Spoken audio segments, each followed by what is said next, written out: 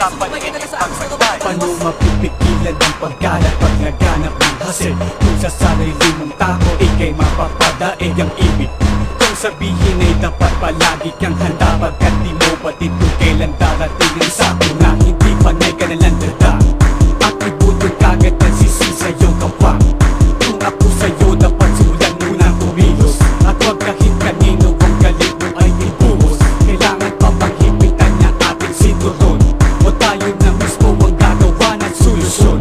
Ngayon ano kaya sa tingin mo ang nararapat? Bahil lumit ba o mas palalain ang sugat? Anong dapat?